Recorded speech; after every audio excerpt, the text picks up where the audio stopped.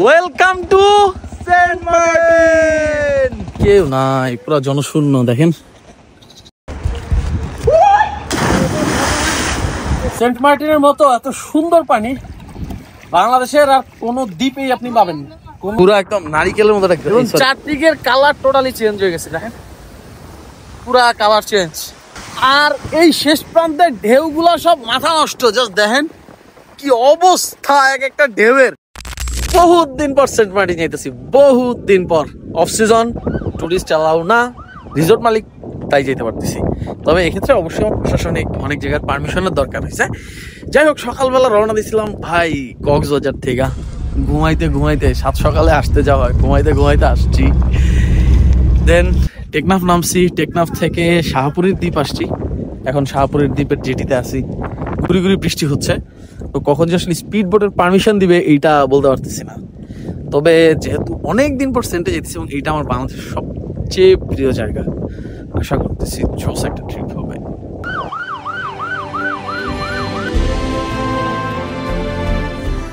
Finally লম্বা সময় অপেক্ষার পরে স্পিড বোট চলে আসছে। এখন স্পিড বোটে উঠবো। দেখেন একটা চমৎকার মাছ পাইছি। এখন স্পিড বোটে করে চলে যাব। শাহপুরের দ্বীপ থেকে যাইতে 30 মিনিটের মতো লাগে, আর এমনিতে টেকনাফ থেকে গেলে মোটামুটি 55 মিনিটের মতো লাগে। তবে ওইদিকে যে পরিমাণ ঢেউ দেখতেছি মাঝ সমুদ্রে, আশা করছি সেই লেভেলের লাফালাফি হবে স্পিড বোটে। আর এই যে আমাদের স্পিড বোট, ওটা তো কইলো 12 জন ক্যাপাসিটির, কিন্তু এটা তো দেখতেছি খুবই ছোট। দুইটা। ও, আমার সাথে ভ্রমণ সঙ্গে আছে মহিবুল্লাহ, খালিদ ভাই। কই ওই যে খালিদ ভাই আসিতেছে। 3 ভাইয়ের পুরাই ঝাক্কাস একটা ট্রিপ হবে।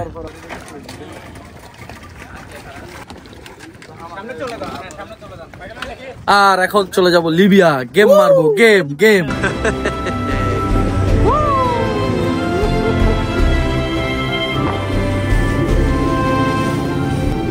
এখনো খুব একটা লাফালাফি শুরু হয় নাই, বাট সেটাই পরেই শুরু হয়ে যাবে যখনই নাফ নদীটা শেষ করে আমরা সমুদ্রে ঢুকবো।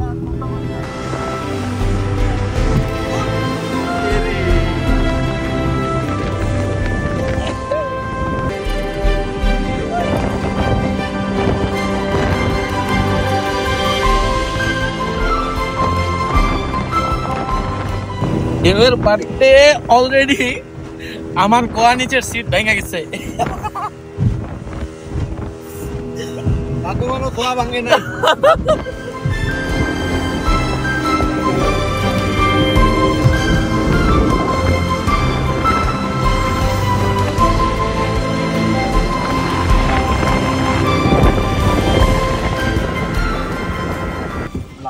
এত ধাক্কাইছে ঢেউয়ে যে পুরো যে সিটে বসেছিলাম পুরো সিট ময়রা গেছে। মোটামুটি 30 মিনিটের একটা জার্নি শেষে এসে পৌঁছাইলাম। উফ, পুরা পেছন অংশ ব্যথা করে ফেলাইছে, এমন ঝাঁকি ছিল। আর সেন্ট মার্টিনে আসার পরে যে জিনিস সবচেয়ে ভালো লাগে, এই যে পানির কালার। এই সেন্ট মার্টিন হচ্ছে ভাই একটা মায়া। হ্যাঁ, এই দ্বীপ আমার কাছে এত ভাল লাগে, আমি এসে দিনের পর দিন এই দ্বীপে পড়ে থাকি। এবং কোনো সময় আমি এই দ্বীপে আসছি এবং আমার বিরক্ত লাগছে এমন ঘটে নাই। আবার ধরেন কখনো আসছি 2 দিনের নিয়ত করে, 10 দিন 12 দিন 15 দিন চলে গেছে, এই দ্বীপ থেকে আমার বের হওয়া হয় না। আজকে তো আসলাম, দেখা যাক কয়দিন থাকা যায়। অফসিনো যখন সেন্ট মার্টিন আসবেন, এইসব ভাবটা কিছুই পাবেন না, অর্ডার দিয়ে খাইতে হয়। যাই হোক, সেজন্য দুপুরবেলা লাঞ্চ চলতেছে জিলাপি দিয়া। সেই চেনা সি বিচ যেটা আপনারা সিজনে দেখেন প্রচুর মানুষ থাকে, কিন্তু এখন এই অফ সিজনে আমরা 3 জন ছাড়া আর কেউ নাই, পুরো জনশূন্য। দেখেন এই দিকটাও কেউ নাই। এই যে রিসোর্ট গুলা সব এরকম পড়ে আছে, একদম শুনশান নীরব। এই যে আমার রিসোর্টের এই মাচাংটা কত সুন্দর ছিল, বাট মাচাংটা লাস্ট ঝড়ে পুরা অবস্থা খারাপ, ভেঙে চুরে তছনছ, বেড়া টেরা সব কি অবস্থা। ওই যে রুমের ওই সাইড উড়ে গেছে। কিছুদিন আগে এখানে ঝড় হয়েছিল, প্রচন্ড রকম ঝড়, এই ঝড়ের কারণেই এই অবস্থা।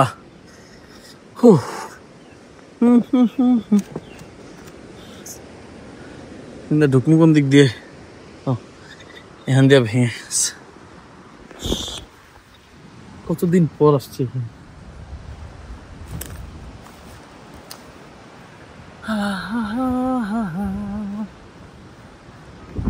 যাক, হ্যামকটা ভালো আছে এখনো। রুম গুলা সব প্যাকেট করা, সব প্যাকেট সব। যদি যদি এরকম প্যাকেট না করতাম তাহলে প্রত্যেকটা রুম এই লোনা পানিতে ধ্বংস হয়ে যেত। সেন্ট মার্টিনের সেই পুরানা কালচার, সেটা হচ্ছে ওয়েলকাম করা ডাব দিয়ে। আর এপিক ব্যাপার যেটা, সেটা হচ্ছে আমি এই প্রথম এই যে রিসোর্টের এত এত ডাব গাছ, এই প্রথম আমি কোনো ডাব খাইতেছি এই রিসোর্টের, এই প্রথম। এর আগে কখনোই আমার ভাগ্যে জুটে নাই, আগে আগে শেষ হয়ে যেত। আসার পর এত ক্লান্ত লাগতেছিল, জাস্ট বিছানা একটু শুয়েছি আর ঘুম। আর এখন সূর্যাস্তের টাইম হয়ে গেছে, দেখেন সুন্দর। আস্তে আস্তে আস্তে আস্তে সে এখন হারায় যাবে।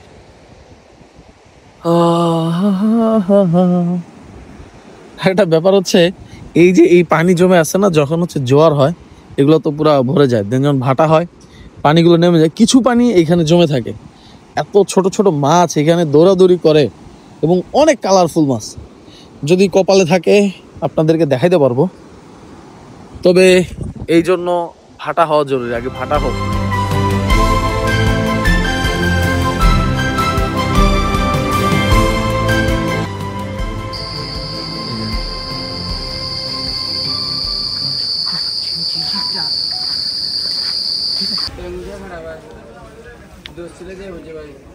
দুপুরে খাওয়া দাওয়া হয় নাই, সেই কাফারা এখনো দিয়ে যেতেছি। সব ভাজা পোড়া হাবিজাবি খেয়ে খেয়ে জীবন কাটাচ্ছি। আর এখন যাবো মাছের আড়তে, কারণ নিজেরা রান্না করে খাবো। সেন্টে আইসা খাওয়া দাওয়ার ব্যাপক সংকটে ভুগতেছি, এবং এটাই স্বাভাবিক অফ সিজন আসলে। আর এই জন্য খাওয়া দাওয়া এই যেগুলো আছে, যে বুট নুডলস, তারপরে জিলাপি, সিঙ্গারা, সমোসা, এগুলো দিয়ে হচ্ছে জীবন ধারণ করা লাগতেছে। আর এইটা আসলে আমরা মাইনে নিতে হবে। এখন বাজতেছে মেবি দুপুর 1টার মতো, আর এখন আমরা এগুলো দিয়ে ব্রেকফাস্ট এবং লাঞ্চ এটা ছাড়বো। রাতের জন্য দেখি কোনো মাছ কেনা যায় কিনা। কেমন লাগছে সকালের নাস্তা এবং লাঞ্চ? হ্যাঁ,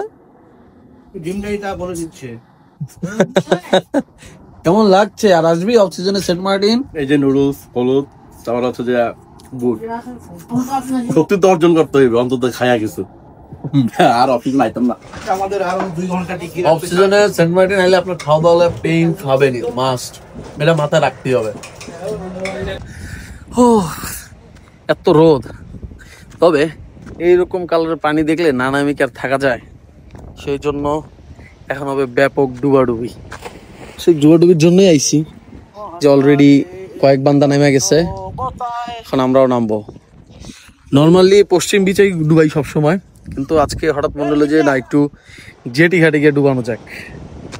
চলেন ডুবাই।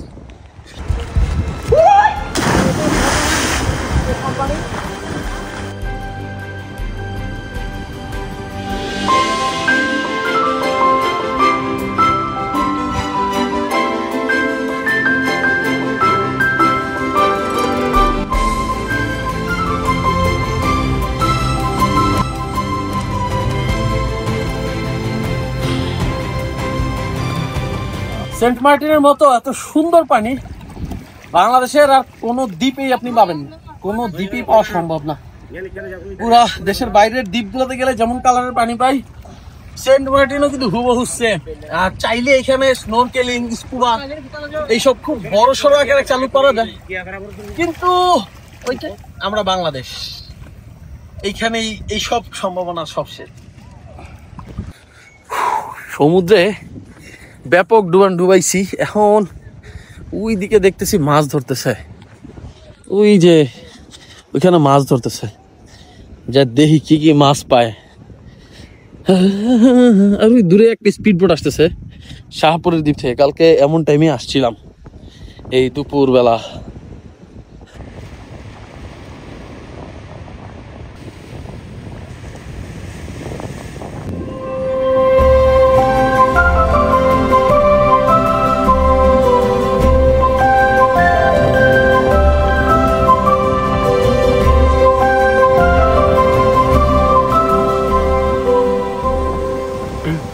একটা সময় এই দ্বীপের মোটামুটি সব মানুষজনই সমুদ্রের উপর নির্ভরশীল ছিল, মানে এখানে তারা মৎস্য আহরণ করে জীবিকা নির্বাহ করতো। বাট যখন হচ্ছে ট্যুরিজম চালু হয়, সে অনেক আগে, তারপর থেকে মোটামুটি বিশাল একটা অংশ ট্যুরিজম রিলেটেড ব্যবসায় জড়ায় যায়। তো বাট যখন অফ সিজন থাকে তো দেখা যায় যে ওই যারা মাছ ধরার কাজে নিয়োজিত থাকে বা ছিল, তারাই অল্প সংখ্যক জনগণ তারাই হচ্ছে মাছ টাছ ধরে, স্থানীয় বাজারে সেল করে, আর বেশিরভাগই টেকনাফ পাঠায় দেওয়া হয়। ওকে ভাই। আর আজকে যে বাইরে হোটেলে খাবো, হোটেল ক্লিন করতেছে, সেখানে খাওয়া দাওয়ার কোনো ব্যবস্থা নাই, তারা আজকে কোনো রান্না বান্না করবে না। তো এইখানে এক ব্যবসায়ী ভাই আছে, ওনার বাসায় আসছে খাইতে। কি জোস এক্সপেরিয়েন্স। নাম কি আম্মু?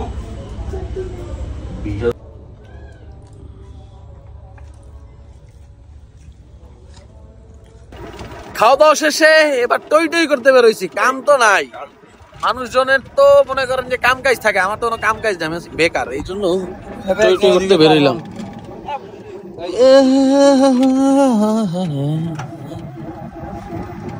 এই জায়গাটা হচ্ছে সেন্ট মার্টিনের বিদ্যুৎ উৎপাদন হয়, এটা নিয়ে আজকেও হাউকাউ দেখলাম, হাউকাউ চলতেছে।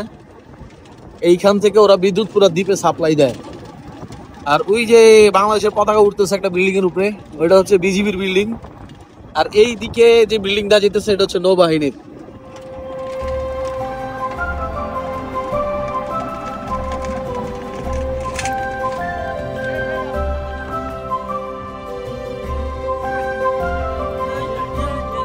খালেদা জিয়া ক্ষমতায় আসায় ধান গাছের ব্যাপক উৎপাদন হয়েছে, ফলন অনেক ভালো হবে বলে আশা করছি আমরা। আর এখন ভাই যেই ভিউটা দেখতে পাইবেন পুরাই মাথা নষ্ট। এই যে দেখেন,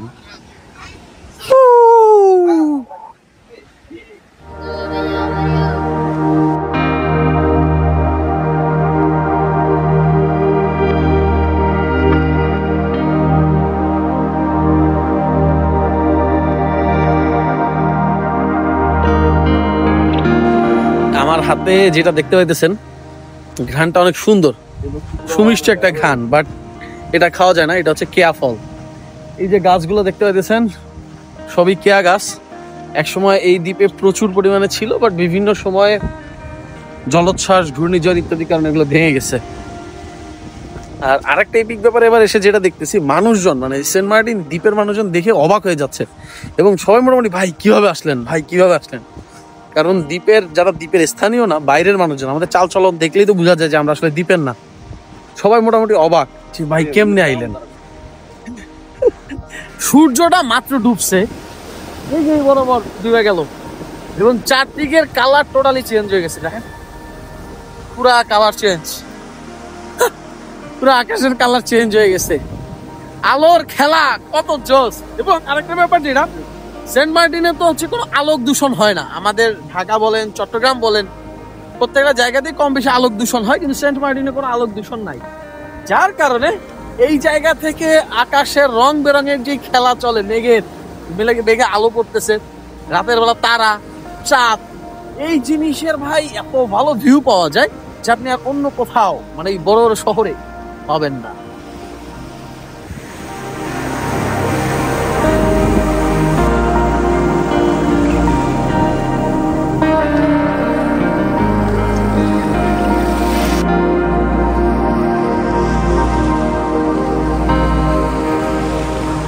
এবং রাতের বেলা ডিনার করতে আমরা আবার আমাদের সিঙ্গারা সমুচায় চলে এসেছি, হোটেল আল সিঙ্গারা কেমন লাগছে? Saint Martin. আর আসবেন সেন্ট মার্টিন অফ সিজনে। হোটেল আল সিঙ্গারা আল সেন্ট মার্টিন। তোর কেমন লাগছে বল? ওয়াও ওয়াও, সিজনের সময় আইসা খাই হচ্ছে বড় বড় মাছ। ও এখন কত ফুল সিঙ্গারা, রাত 4-10টার সময় সিঙ্গারা খায়, দুপুরের বানানো সিঙ্গারা। আর আজকে এই মুহূর্তে রওনা হয়েছি ছেড়াদ্বীপের দিকে। ভাবলাম আসছি অফ সিজনে, ছেড়াদ্বীপটা একটু দেখাই যাই কেমন কি আছে, আবার কবে না কবে আসা হয় তার নাই ঠিক। তো এই যে অটো নিয়ে সমুদ্রের পাড় দিয়ে ছুটতেছি আমরা।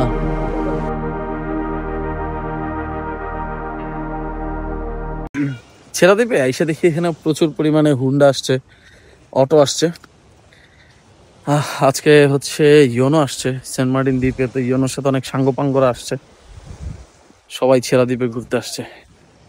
এই যে কিছু লোকজনের দেখা যেতেছে, এই জিনিসটা এক্সেপশনাল। এই যে জোয়ার আসতেছে না, এই জায়গাটা এখন পুরোটা পানিতে ডুবে যাবে অলরেডি। এই পাশে ঢেউ দেখতে পাচ্ছেন, এই পাশে পানি চলে আসছে, এই পাশেও ঢেউ চলে আসছে। এখন আমরা পাস হবো, ওই মাথায় যাব।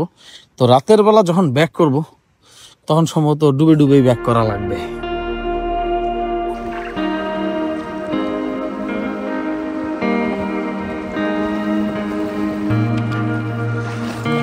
পুরাই এক্সেপশনাল একটা জায়গায় আপনি। এই যে অলরেডি ডুবে যেতে তাড়াতাড়ি পার হয়ে গেলাম। ছেড়া দ্বীপ যেই কারণে বলা হয়, কারণ এইখানে এই দ্বীপগুলা মেইন ভূখণ্ড থেকে আলাদা। তো এই পিছনে দেখতে পাচ্ছেন এই যে মহিবুল্লাহ আসতেছে, এই যে পিছনে খালিদ ভাই, অলরেডি কিন্তু একটু আলাদা হয়ে গেছে এবং পানি হাঁটু সমান। একটু পরে পানি তো আরো বাড়বে। যাই হোক, আমাদের এসব নিয়ে মাথা ব্যথা নাই। বরিশাল হওয়ার সুবাদে আমরা যথেষ্ট সাঁতার পারি আলহামদুলিল্লাহ, সো প্যারা নাই।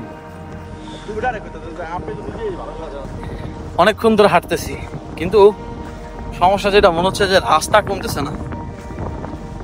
সামনে পুরা খোলা, তো এই জন্য মনে হয় অনেক কাছে, যে একটু সামনে গেলেই মনে হয় বাকি দুইটা দ্বীপ, কিন্তু আসলে বাস্তবতা টোটালি ভিন্ন। এগুলো অনেক দূর, অনেক। অলরেডি ক্লান্ত হয়ে গেছি।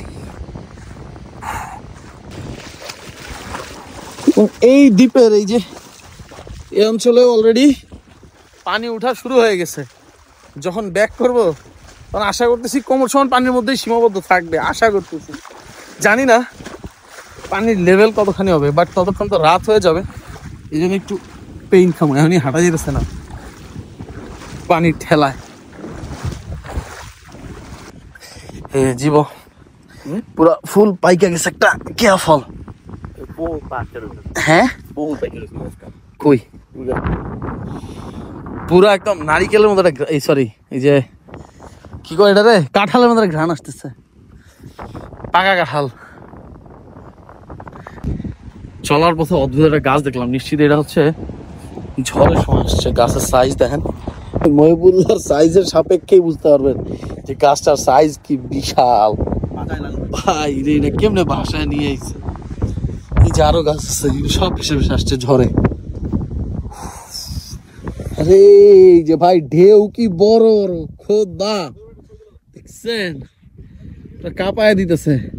একটা জিনিস আপনাকে দেখাই, যে পাহাড়টা এবার গজাইছেন, এটা কি আগেও ছিল, কখনো চোখে পড়ে নাই না কি কে জানে। অবশেষে শেষ যে দ্বীপটা সেটাতে চলে আসছি, এটার ওই পারে যাবো এখন।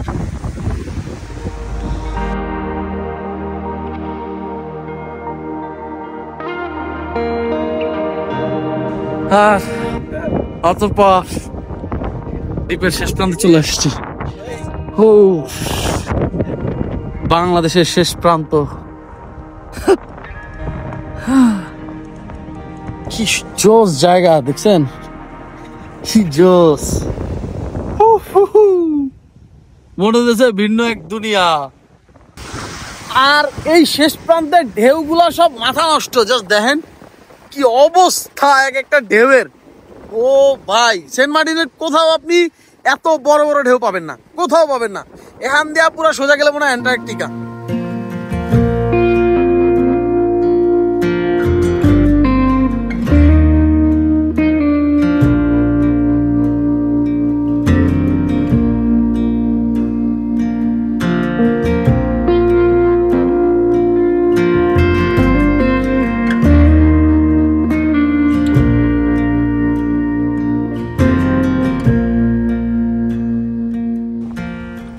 সূর্যি মামা বিদায় নিয়ে নিছে, আমাদেরকে এখন বিদায় নিতে হবে বাংলাদেশের একদম শেষ প্রান্ত থেকে। এখন আফসোস লাগতেছে, আরো আগে আগে আসা উচিত ছিল। যখন আসছি ততক্ষণ সময় শেষ।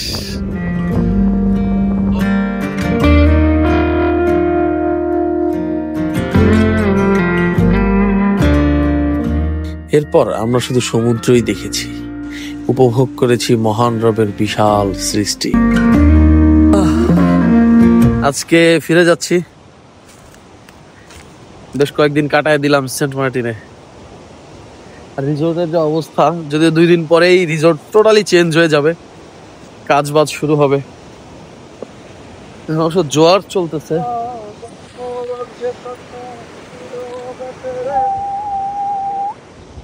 সমুদ্রে যে পরিমাণ ঢেউ দেখতেছি, আবার খুব থ্রিল একটা জার্নি হবে।